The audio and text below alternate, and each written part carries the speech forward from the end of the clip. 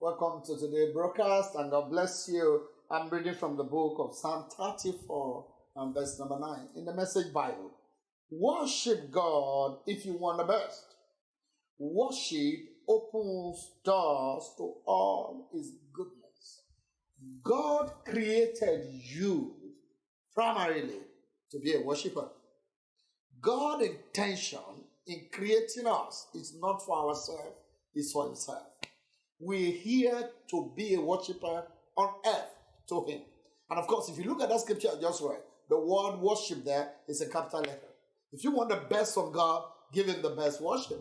And this is what will happen. You can't worship God in vain.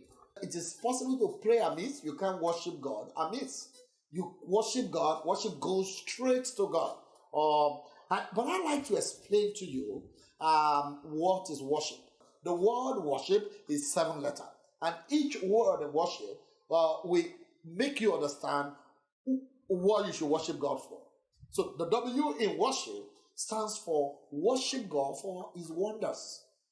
If you keep meditating on the wonders of God on earth, you will never stop being a worshiper. Until you worship God for His wonders, your worship has not started.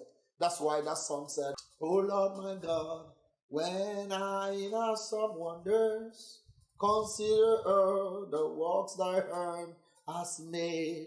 Your worship begins by looking at what God, only the sky, I see the star, only the moon, the star, the firmament, the elements of the earth will bring you into a wonder mode to worship Him for the wonder. And of course, in case you can't even see any wonder, you are a wonder. So the first meaning of worship is to worship God for His wonder. Number 2, worship Him because He's the only God. All the other gods are just mere work of man. He's the only God. So your worship is worshiping God not because of what you have or you don't have, because of His wonders on earth. Number 2, to worship Him as the only God. When you give quality worship to God, you are saying there is no other God. He's the only God. The only God forever, eternal.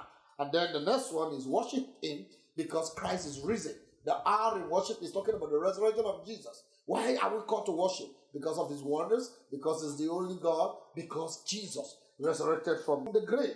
Because if He has not resurrected, we will be doomed for life. Number 4 meaning of worship is to worship Him for salvation. There is nothing that the enemy has taken away from you that can ever take your salvation. Salvation is everything about life.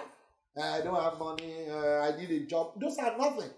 The major thing is the salvation of your soul, that you are not going to end your life in hellfire. You should keep worshiping God for that. And then the next one is because it's a holy God. H in worship means holiness. It is holiness. When you're worshiping God, you're saying you're just holy. There is no dirtiness in you. There is no injustice in you. You are not like the government of the world. You are not like the man. You're a good God. So it's a holy God. And the next one is immortality. You worship God because He's a God that can never die. He's a God that nothing ever can defeat. When you understand why you worship God, it's easy for you to be a man of worship. And then the last one is because of His power.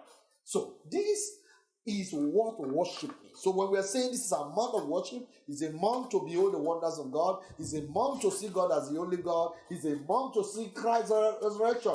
It's a risen Christ. It's a month to know that God is holy and there is no injustice in Him. To worship Him for salvation, to worship Him because He's holy, to worship Him because He's immortal God, to worship Him because of His power. The more you give worship and accord the kind of who God is in this 7 letters, the more good worshiper you are. So who is a good worshiper? A man that beholds the wonders of God, a man that sees God as the only God, a man that sees the resurrection of Jesus constantly, thanking God for that sees the salvation of his soul, and that God is holy and is immortal and is an all-powerful God. Tomorrow, I'll see you.